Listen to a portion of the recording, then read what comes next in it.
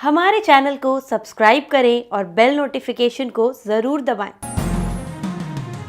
ज्योतिष रतन केंद्र चैनल पर हमारे आप सभी प्रिय दर्शक गणों का बहुत बहुत हार्दिक स्वागत और अभिनंदन। प्रिय साथियों, मैं हूं आचार्य पंडित सर्वदानंद शर्मा। मेरी ओर से भी आप सभी को एक बार फिर प्यार भरा नमस्कार।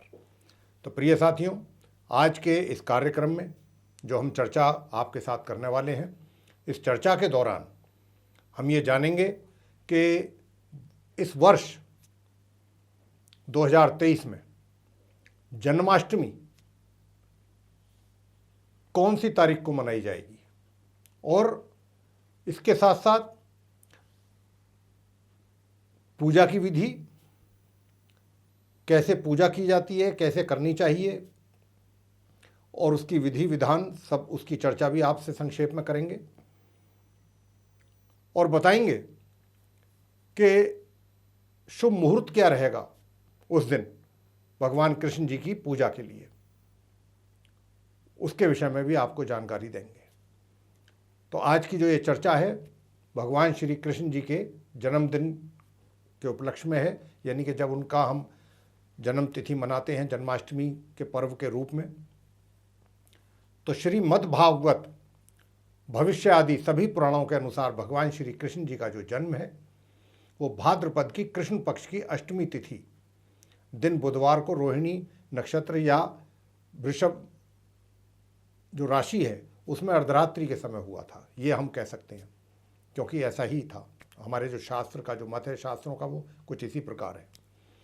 भगवान श्री कृष्ण जन्माष्टमी पर्व के समय 6 तत्वों यानी भाद्रपद माह कृष्ण पक्ष अर्धरात्रि काल, अष्टमी तिथि तथा रोहिणी नक्षत्र एवं वृषभ राशि का चंद्रमा और बुधवार या सोमवार की विद्यमानता बड़ी कठिनाई से प्राप्त होती है। ये सारी चीज़ों का एक साथ होना बहुत मुश्किल से ये संयोग बनता है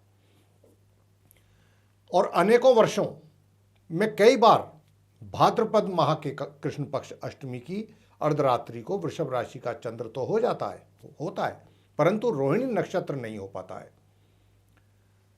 जैसा मैंने कहा कि 6 की 6 चीज़ें जो हैं, तत्व जो हैं वो एक साथ नहीं हो पाते हैं और बाकी चीज़ भी हो जाती हैं, परंतु रोहिणी नक्षत्र का होना ये थोड़ा मुश्किल रहता है। तो साथियों, इस वर्ष 6 सितंबर 2023 को प्राय सभी तत्वों का दुर्लभ योग बन रहा है, मिल रहा है। अर्थात 6 सितंबर को भगवान श्री कृष्ण जन्माष्टमी के दिन अर्धरात्रि व्यापिनी अष्टमी तिथि दिन बुधवार रोहिणी नक्षत्र एवं वृषभ राशि में चंद्रमा का दुर्लभ एवं पुण्य प्रदायक योग बन रहा है। निर्णय सिंधु के अनुसार आधी रात के समय रोहिणी में यदि अष्टमी तिथि मिल जाए रोहिणी नक्षत्र में, तो उसमें भगवान श्री कृष्ण की पूजा अर्चना करने से तीनों जन्मों के पाप दूर हो जाते हैं, ऐसी धार्मिक मान्यता है। प्राचीन काल से ही अर्धरात्रि व्यापिनी अष्टमी में रोहिणी नक्षत्र के बिना भी व्रत उपवास किया जाता है, परंतु तिथि योग के बिना रोहिणी नक्षत्र में किसी प्रकार का स्वतंत्र विधान भी नहीं है। भगवान श्री कृष्ण की जो जन्माष्टमी का जो पर्व है ये का एक बेहद ही महत्वपूर्ण और दिलचस्प पहलू है कि भाई महाराष्ट्र की साइड में दही हांडी का अनुष्ठान जो कि प्रत्येक वर्ष जन्माष्टमी के पर्व पर किया जाता है, वहीं महिलाएं संतान प्राप्ति की कामना के लिए इस दिन व्रत रखती हैं और ये भी मान्यता है कि जिनको संतान प्राप्ति की जिज्ञासा है, इच्छा है, अगर वो इस दिन भगवान श्री कृष्ण जी के बाल्य रूप की पूजा करती हैं, उनका उपवास करती हैं, तो निश्चित रूप से अगर विधि विधान से वो पूजा की जाए तो उनकी भगवान मनोकामना पूर्ण करते हैं, यानी कि संतान की प्राप्ति उनको होती है। ऐसी भी हमारी धार्मिक मान्यताएं कहती हैं जन्माष्टमी के पर्व के संदर्भ में। तो कृष्ण जन्माष्टमी के दिन लड्डू गोपाल को प्रसन्न करने के लिए उनकी पूजा अर्चना की जाती है साथियों। और इस वर्ष भगवान श्री कृष्ण जी का अगर हम आपसे बताएं तो 5250वां जन्मोत्सव मनाया जाएगा ये इस वर्ष 2023 में। 5250वां उनका जन्मोत्सव मनाया जाएगा जन्माष्टमी के पर्व पे।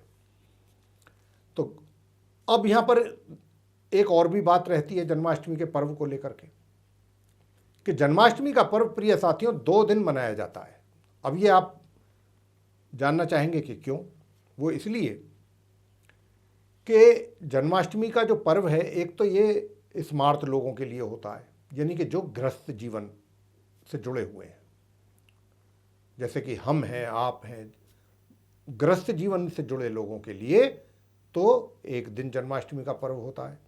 और जो वैष्णव संप्रदाय से आते हैं, यानी कि जिनके गले में कंठी वगैरह होती है, नाक तक उनका तिलक होता है, इस प्रकार वैष्णव संप्रदाय का मतलब होता है जो भगवान विष्णु जी को मानते हैं, वो अगले दिन जन्माष्टमी का पर्व मनाते हैं। यानी कि जिस दिन गृहस्थ जीवन के लोग मनाते हैं, उससे अगले दिन वैष्णव संप्रदाय के लोग जन्माष्टमी का पर्व मनाते हैं। तो ऐसे में आपको बताना चाहेंगे कि 6 सितंबर 2023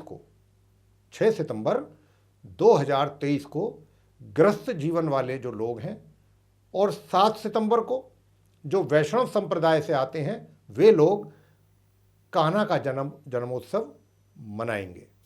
और इस दिन अभिष्ट संतान प्राप्ति के लिए, जैसा मैंने कहा, विधि पूर्वक संतान गोपाल स्तोत्र या हरिवंश पुराण का पाठ करने का विशेष महत्व होता है। मंत्र आपको बता दें, मंत्र इस प्रकार है पूजा के अर्चना के लिए भगवान कृष्ण जी की, और भी हैं मंत्र।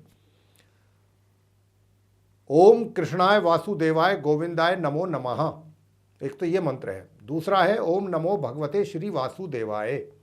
ये 2 अलग अलग मंत्र हैं। इनमें से आप जो भी कर सकते हैं, जो भी आपको पसंद है, जो भी आसान लगता है, वो आप कर सकते हैं पूजा के दौरान, भगवान कृष्ण जी की पूजा के समय। अब हम आपको बताएंगे जन्माष्टमी का व्रत और पूजन विधि कैसे करना चाहिए संक्षेप में। तो नंबर 1, इस व्रत में अष्टमी के उपवास से, पूजन और नवमी के पारण से व्रत की पूर्ति होती है। और उपवास के दिन आपको स्त्री संग से वंचित रहना चाहिए और अपने मन तथा इंद्रियों को भी नियंत्रण में रखना चाहिए। नंबर 3, उपवास वाले दिन प्रातः स्नान आदि से निवृत्त होकर सभी देवताओं को नमस्कार करें और पूर्व या उत्तर की ओर मुख करके पूजा के लिए बैठना चाहिए। नंबर 4, हाथ में जल, फल, फूल लेकर संकल्प करना चाहिए और मध्याह्न के समय काले तिलों के जल से छिड़क कर माता देवकी जी के लिए प्रसूति गृह बनाएं और फिर इसी प्रसूति गृह में सुंदर बिछौना बिछाकर उस पर कलश स्थापित कर लें। साथ ही भगवान श्री कृष्ण जी को स्तनपान कराती माता देवकी जी की भी मूर्ति या चित्र अगर है तो और भी अति उत्तम है, उसकी भी स्थापना आप करें वहाँ। और पूजन में माता देवकी, वासुदेव जी, बलदेव जी, नंद बाबा, माता यशोदा और माँ लक्ष्मी जी, इन सभी का नाम क्रमशः लेते हुए विधिवत पूजन आपको करना है। और नंबर 5, यह व्रत रात्रि 12 बजे के बाद यानी अर्धरात्रि के उपरांत ही खोला जाता है। ये तो हम सब जानते हैं। और इस व्रत में अनाज का उपयोग बिल्कुल नहीं किया जाता है।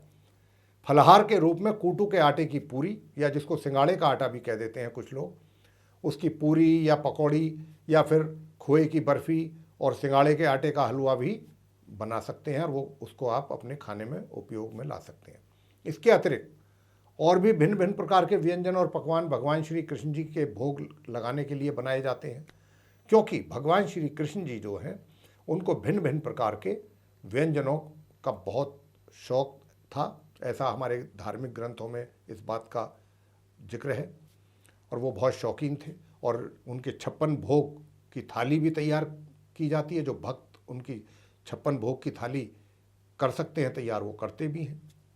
तो जन्माष्टमी के पूजन का जो शुभ मुहूर्त है उसकी बात करेंगे। और इससे पहले आपको बता दें कि कुछ और भी व्यंजन हैं जो आप व्रत के दौरान उनको खा सकते हैं, उनका उपयोग कर सकते हैं अपने खाने में, जैसे धनिया की पंजीरी, मिश्री और माखन, पंचामृत और खीर बना सकते हैं।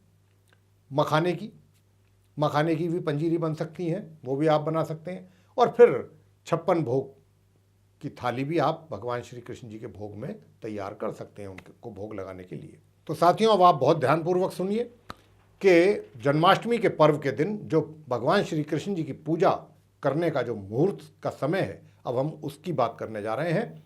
आप इसको ध्यानपूर्वक सुनिए। देखिए, जन्माष्टमी मनाने की जो तिथि है वो तो हमने आपको बता दी कि गृहस्थ जीवन से जुड़े हुए जो लोग हैं वो 6 सितंबर को मना सकते हैं जन्माष्टमी का पर्व, और उससे अगले दिन 7 सितंबर को जो वैष्णव संप्रदाय से जुड़े लोग हैं वो जन्माष्टमी का पर्व मनाएंगे। रोहिणी नक्षत्र का जो आरंभ होगा वो 6 सितंबर 2023 की प्रातः 9:20 से आरंभ हो जाएगा रोहिणी नक्षत्र, और इसका समापन कब होगा रोहिणी नक्षत्र का? 7 सितंबर 2023 की प्रातः 10:25 पर। निश्चित काल, क्योंकि निश्चित काल में पूजा होती है तो निश्चित काल जो है वो रात्रि 12 बजे है, और मध्य रात्रि पूजा का जो मुहूर्त है, समय जो आरंभ होगा वो 6 सितंबर 2023 की रात्रि 11:57 से, यानी कि पूजा का शुभ मुहूर्त जो आरंभ होगा वो 6 सितंबर 2023 की रात्रि 11:57 से आरंभ होगा, और कब तक रहेगा? रात्रि के 12:42 तक। फिर एक बार दोबारा से हम इसको दोहरा देते हैं, रिपीट कर देते हैं कि मध्य रात्रि जो पूजा के मुहूर्त का समय है जो आरंभ होगा 6 सितंबर 2023 की रात्रि 11:57 से लेकर रात्रि के 12:42 तक का है ये समय। अष्टमी तिथि आरंभ हो जाएगी 6 सितंबर 2023 की शाम 3:38 पर, और ये अष्टमी तिथि 7 सितंबर 2023 की शाम 4:15 तक रहने वाली है। व्रत का पारणा कब करना है?